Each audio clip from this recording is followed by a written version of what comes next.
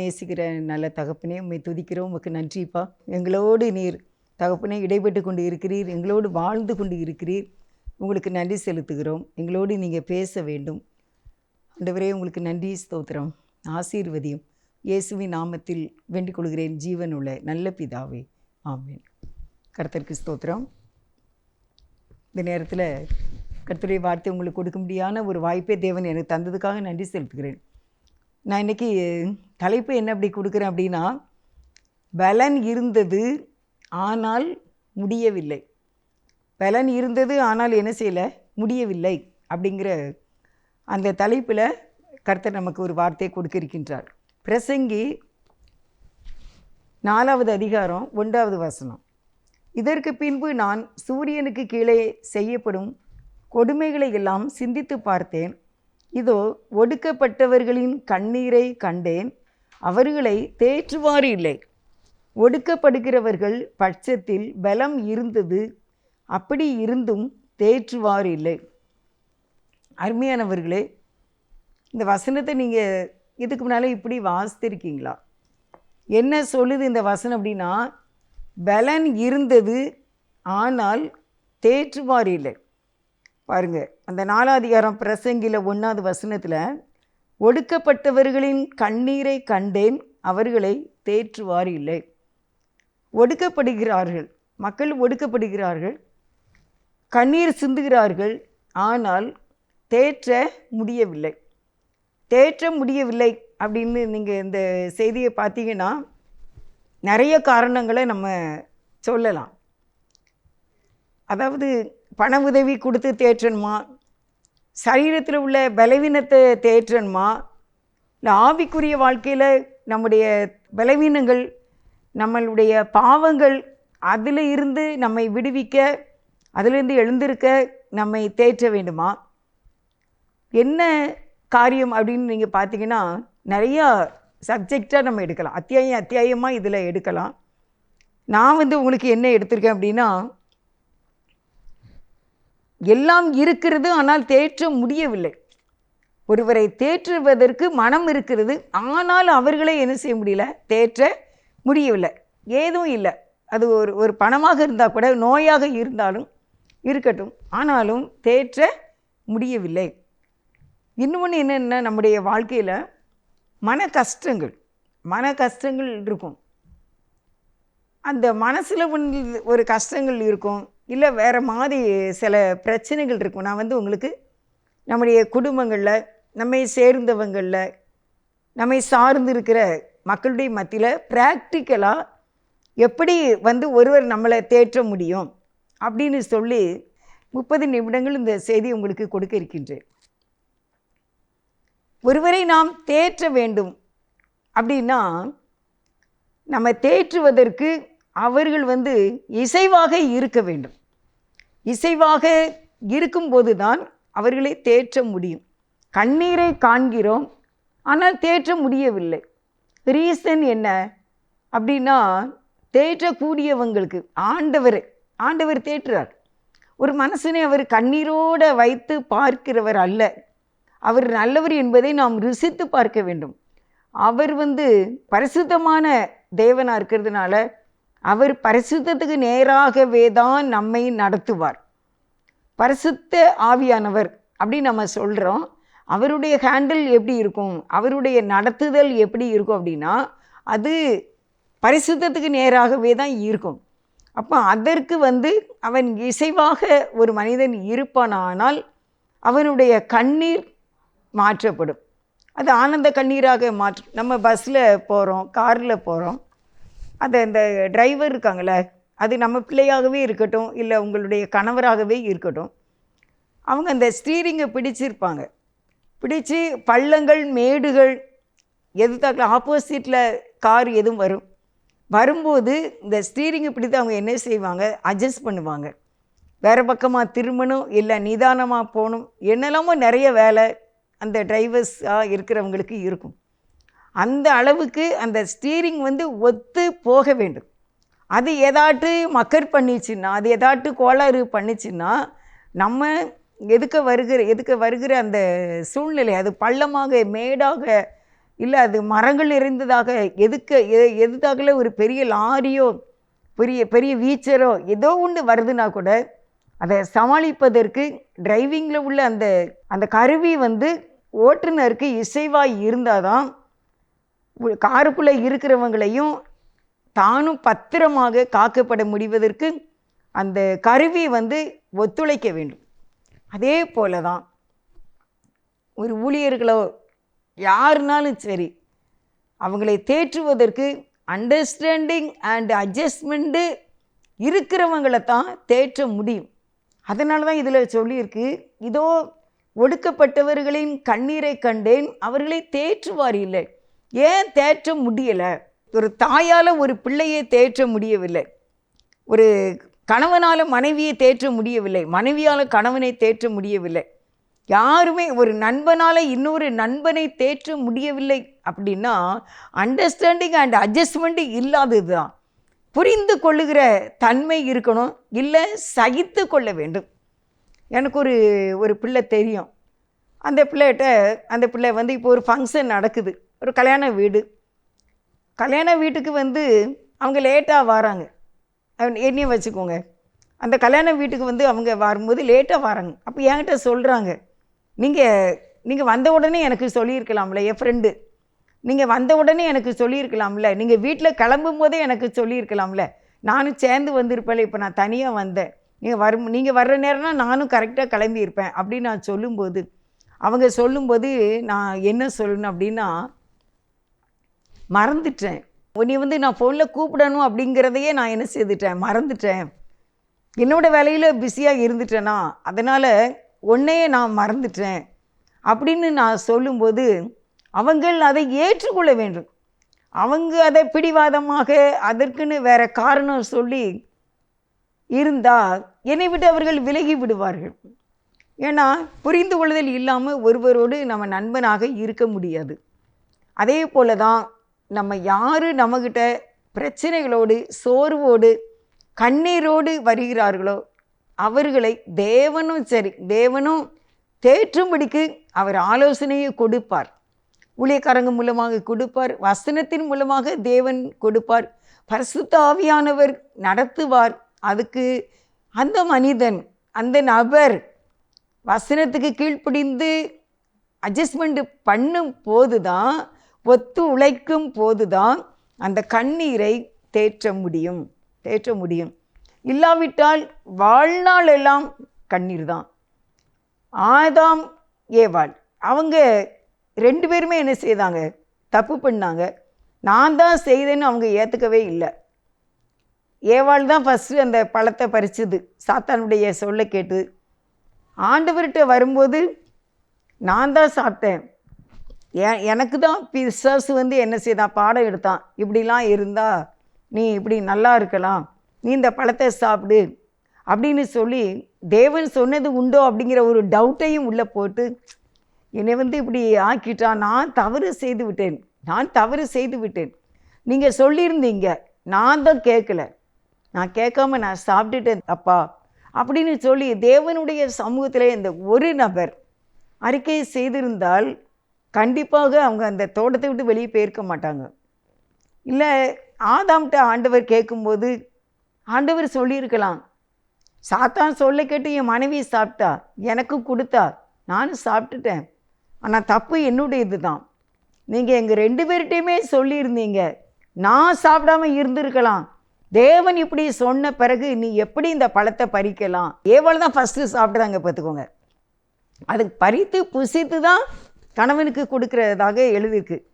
அப்போ அவள் தான் கொடுத்தான்னா நான் வாங்கியிருக்கக்கூடாது, என்னுடைய தவறு தான் அப்படின்னு சொல்லி அதை புரிந்து கொண்டு தேவனிடத்தில் அண்டர்ஸ்டாண்டிங் அண்ட் அட்ஜஸ்ட்மெண்ட்டில் இசைவாக போயிருந்தால் 2 பேருமே காக்கப்பட்டு அந்த ஏதேன் தோட்டத்திலே அந்த மகிழ்ச்சியான அந்த உலகத்திலே அவர்கள் சந்தோஷமாக வாழ்ந்திருப்பார்கள்.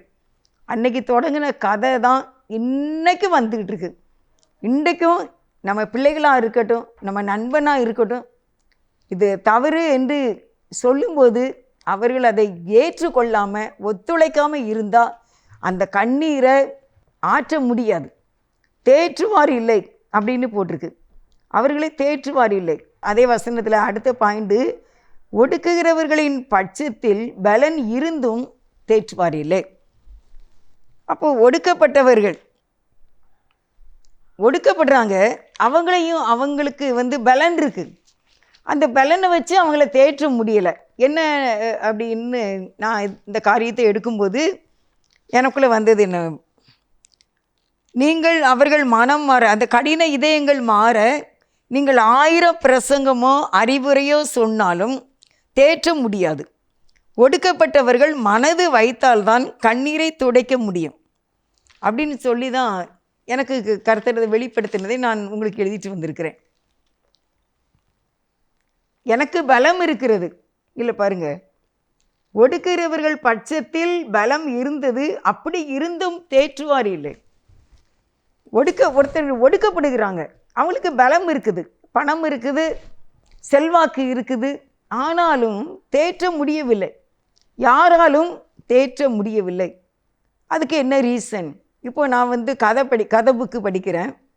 எவ்வளோ பெரிய கதை புக்காக இருந்தாலும் சரி, எத்தனை பக்கங்கள் கொண்ட கதை புத்தகமாக இருந்தாலும், அது அநேக பகுதியாக எத்தனை புத்தகங்கள் இருந்தாலும் கடைசியில் அந்த கதை முடிஞ்சிடும். அந்த கதை என்ன செய்யும்? முடிஞ்சிடும். ஆனால் நம்ம கதை என்ன செய்யலை? முடியவே இல்லை. நம்மளுடைய பிரச்சனைகளுக்கு ஒரு முடிவு இல்லாமலே இருக்கிறது. கதை முடிஞ்சிருது. எத்தனை பகுதியாக இருக்கட்டும், எவ்வளோ பெரிய புத்தகமாக இருக்கட்டும், எவ்வளோ பெரிய படித்தவர்கள் எழுதினாலும் அந்த கதை முடியும். ஆனால் மனிதனுடைய வாழ்க்கையிலே அவர்களுக்கு அந்த பலம் இருந்தும் அவர்களை தேற்ற முடியவில்லை. அநேக போராட்டம், கண்ணீர் தான். நம் பைபிள் சட்டத்தின்படி வாழ்ந்தால் விடுதலை பெறலாம். ஆனால் அந்த விடுதலையை பெற அவர்களுக்கு சம்மதம் இல்லாததுனால பிரச்சனை நாளுக்கு நாள் என்ன செய்துக்கிட்டு இருக்குமா? பெருகி கொண்டே இருக்குமா? ஆனால் நம்ம வாழ்க்கையில் மனிதன் ஒரு வசனத்தை நினைவு கூற வேண்டும். உங்களுக்கு நான் வாசிக்கிறேன். தானியேல் எழுதின புத்தகத்தில் 12வது அதிகாரம் 2வது வசனம். பூமியின் தூளிலே நித்திரை பண்ணுகிறவர்களாகிய அநேகரில் சிலர் நித்திய நிந்தைக்கும் சிலர் நித்திய இகழ்ச்சிக்கும் விழித்து எழுந்திருப்பார்கள். மனிதன் ஒரு நாள் இறந்து போனவங்க ஒரு நாள் எழுந்திருப்பார்கள். அப்போ சிலர் நித்திய ஜீவனுக்கும் சிலர் நித்திய நிந்தைக்கும் இகழ்ச்சிக்கும் எழுந்து நிற்பார்கள் என்று வேதம் சொல்லுகிறது. இதை நம்ம மனசில் வச்சுக்கிட்டோன்னா வாழ்க்கையில் நம்ம எந்த ஒரு துன்பத்துக்கும் ஆளாக மாட்டோம். ஏனென்றால் நான் ஒரு நாள் எழுந்திருப்பேன், நான் ஒரு நாள் இறந்து போவேன், ஆனால் ஒரு நாள் நான் எழுந்திருப்பேன். நான் எழுந்திருக்கும்போது நான் எந்த பக்கத்தில் நிற்பேன்? நித்திய ஜீவனுக்கா, நித்திய அழிவுக்கும் இகழ்ச்சிக்குமா? இகழ்ச்சின்னா உங்களுக்கு தெரியும், நம்ம ஒருத்தங்களை பார்த்து அப்படின்னு துப்புவாங்க, அதான் இகழ்ச்சி. நிந்தைக்கும் இகழ்ச்சிக்கும் நான் எழுந்திருப்பேனா?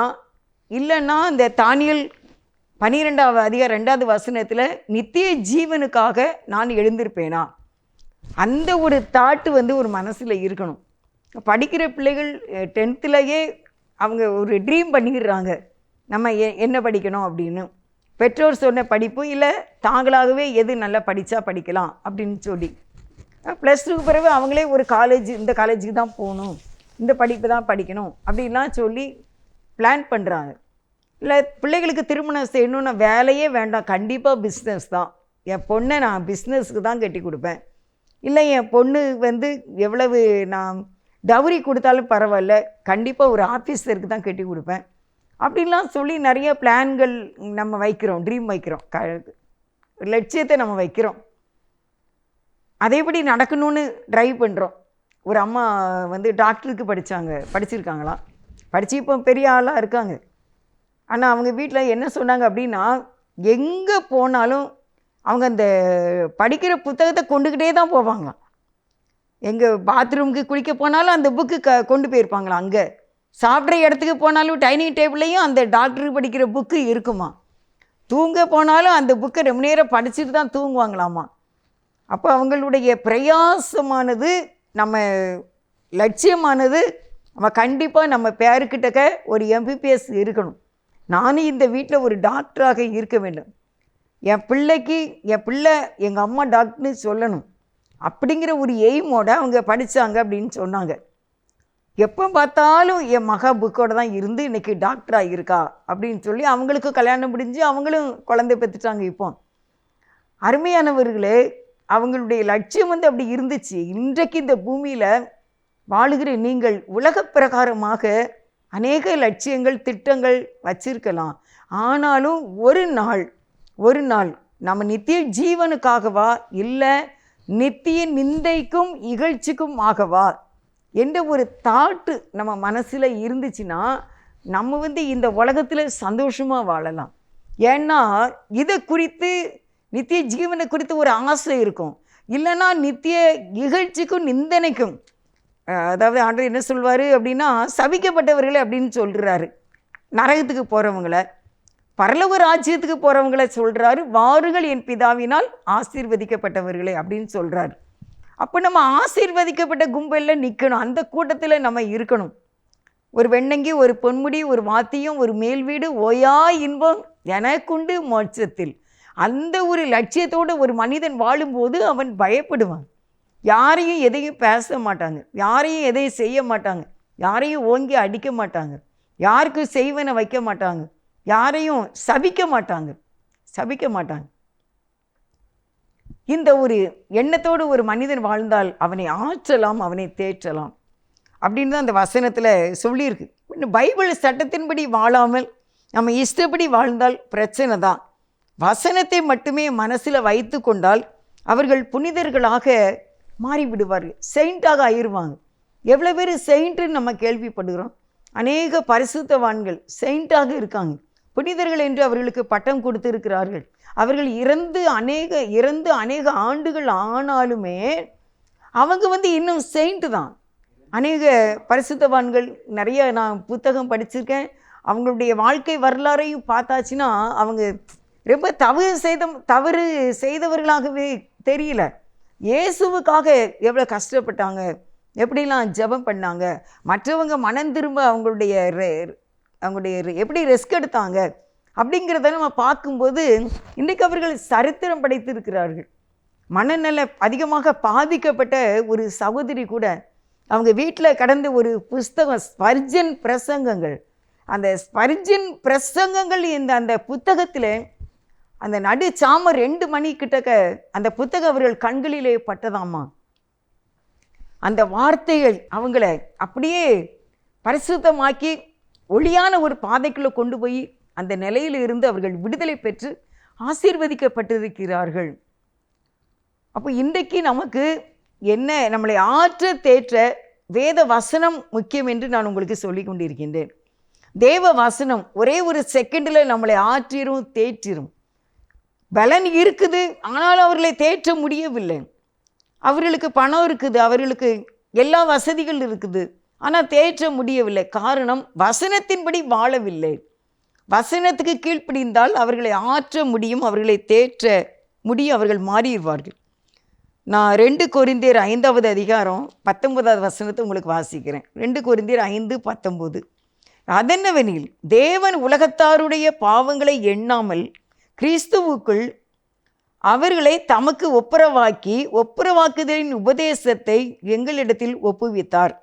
தேவன் உலகத்தாருடைய பாவங்களை எண்ணாமல், அதாவது உலகத்தாருடைய பாவம், ஒரு வீட்டில் உள்ள ஒரு பிள்ளையினுடைய ஒரு குற்றத்தையே நமக்கு தாங்க முடியலை.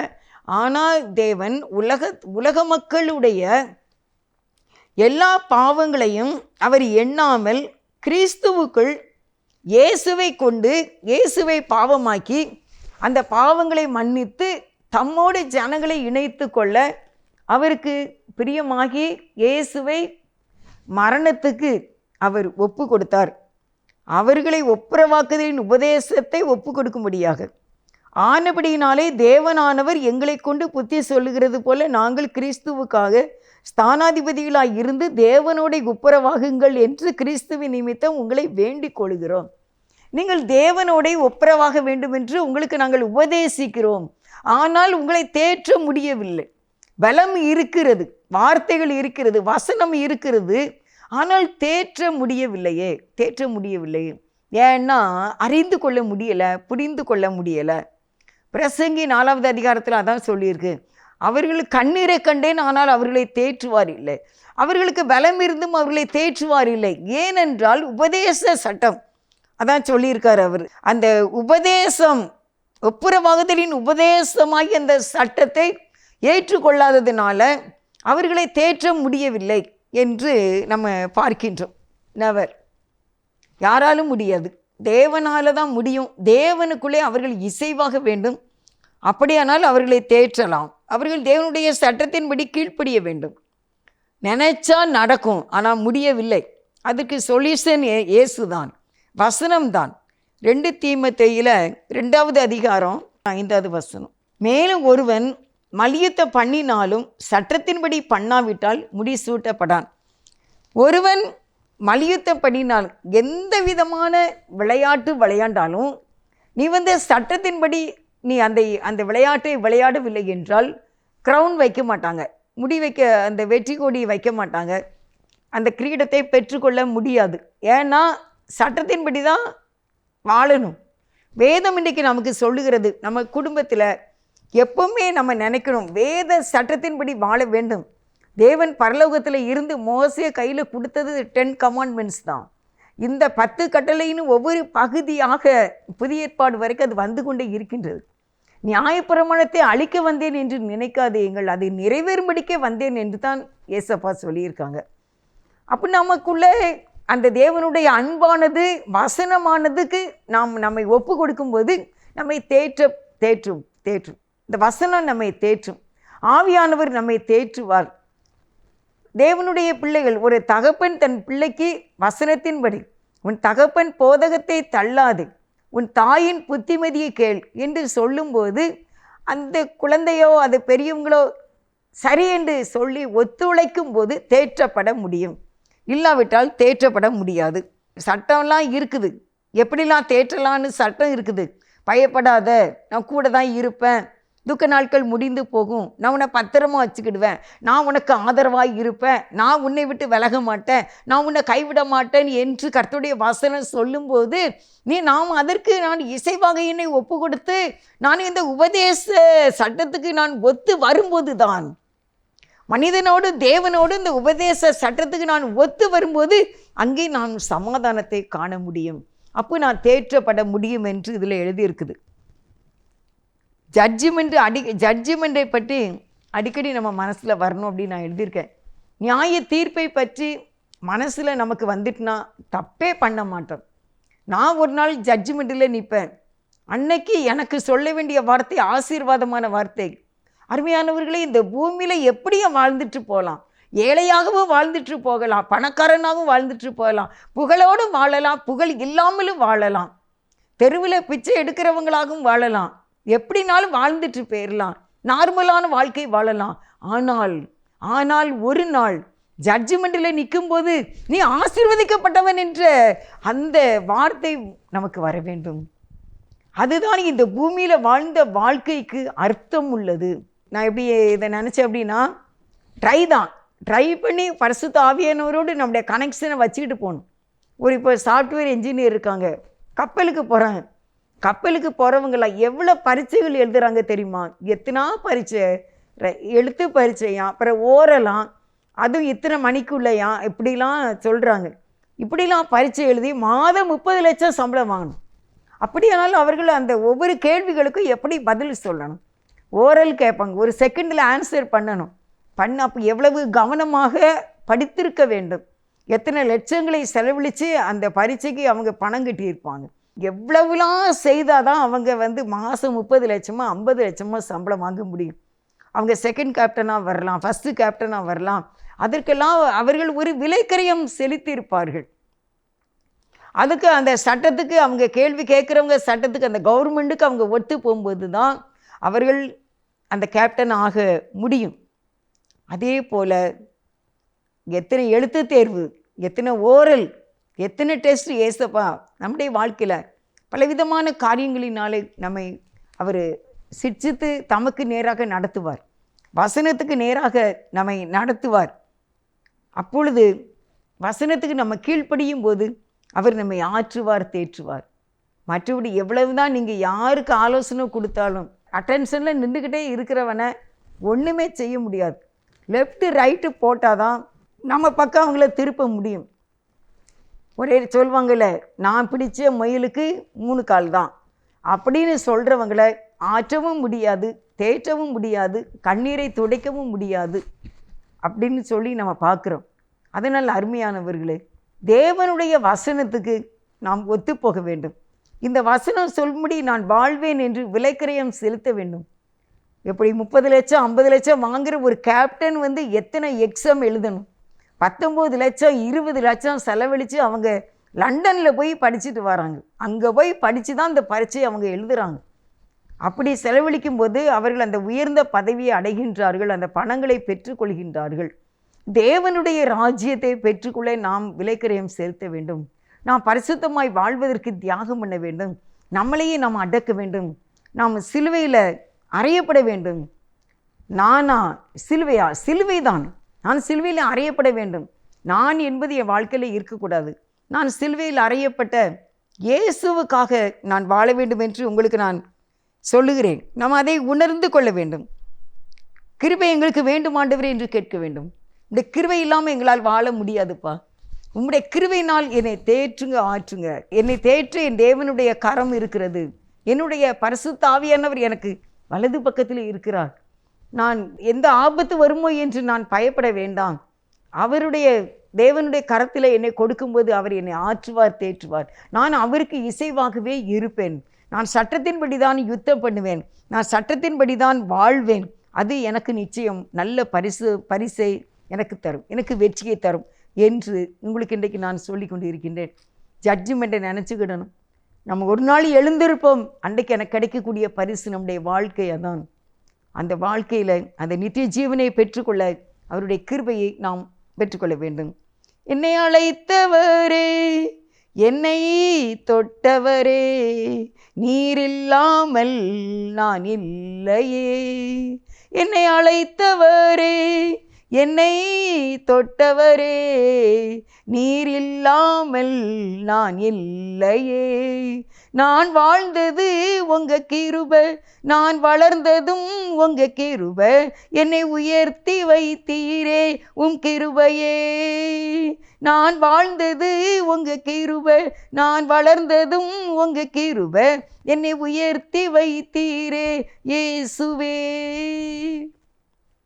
ஸ்தோத்திரம். நல்ல ஆண்டவரே, உமக்கு நாங்கள் நன்றி செலுத்துகிறோம். உம்முடைய கிருபை எங்களுக்கு வேண்டும். எங்களை நீங்கள் ஆண்டவரே ஸ்தோத்திரப்பா தேற்றக்கூடிய அளவுக்கு நாங்கள் உம்மோடு கூட ஐக்கியப்பட்டு வாழ வேண்டும்.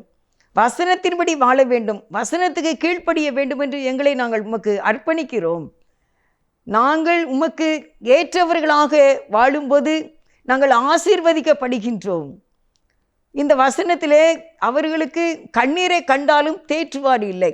ஏனென்றால் அவர்கள் தேற்றுகிறவர்களுக்கு இசைவாக இல்லை. பலன் இருக்கிறது, ஒடுக்கப்பட்டவர்களுக்கு பலன் இருக்கிறது, ஆனாலும் தேற்றுவார் இல்லை. ஏனென்றால் அவர்கள் வசனத்துக்கு தங்களை அர்ப்பணிக்கவில்லை. தேவனுடைய பரிசுத்த ஆவியானவருக்கு தங்களை ஒப்பு கொடுக்கவில்லை. அதனால் ஆற்ற தேற்ற முடியவில்லை. தேவ தயவுக்காக கெஞ்சி நிற்க வேண்டும். தேவ சமூகத்திலே பயபக்தியோடு அவரை தேட வேண்டும். ஏனென்றால் அவர் வானத்தில் இருக்கிறார், நீ பூமியில் இருக்கிறாய், உன் வார்த்தைகள் சுருக்கமாய் இருப்பதாக என்று எழுதப்பட்டு இருக்கிறது. ஆண்டவருக்கு பயப்பட வேண்டும். மனிதருக்கு வெளியான தோற்றங்கள் மட்டும்தான் தெரியும். ஆனால் நம்முடைய இருதயத்தை பார்க்கின்றவர் தேவனாகிய கர்த்தர். அவருக்கே நாம் பயப்படும் போது இந்த பூமியிலே நம்ம புகழோடு, எல்லா செல்வங்களோடு, மன நிம்மதியோடு ஆசீர்வாதமாக வாழ்ந்து இந்த பரலோக ராஜ்யத்தை பெற்றுக்கொள்ள முடியும். நேசிக்கிற பிதாவே, உம்முடைய கிருபை எங்களுக்கு வேண்டும், உம்முடைய கிருபை எங்களுக்கு வேண்டும். உம்முடைய கிருபை இல்லைன்னா நாங்கள் ஒன்றும் செய்ய முடியாதுப்பா. உம்முடைய கிருபைக்காக மன்றாடுகின்றோம். எங்களுடைய குறைகள் குற்றங்களை மன்னித்து நீர் எங்களை பரிசுத்தப்படுத்தி தமக்குள்ளே ஒப்புரவாக்கி நீர் எங்களை குடும்பம் குடும்பமாய் ஆசீர்வதிக்க வேண்டும் என்று இன்று பிறந்த நாள் திருமண நாள் கொண்டாடுகிற ஒவ்வொருவரையும் என் தேவன் ஆசீர்வதிக்க வேண்டும் என்று இல்லை தரைமட்டு தாழ்த்தி கிராஸ் டிவி ஆசீர்வதிக்க வேண்டும் என்று இயேசுவின் நாமத்தில் வேண்டிக் கொள்கின்றேன். ஜீவனுள்ள நல்ல பிதாவே, ஆமென். God bless you.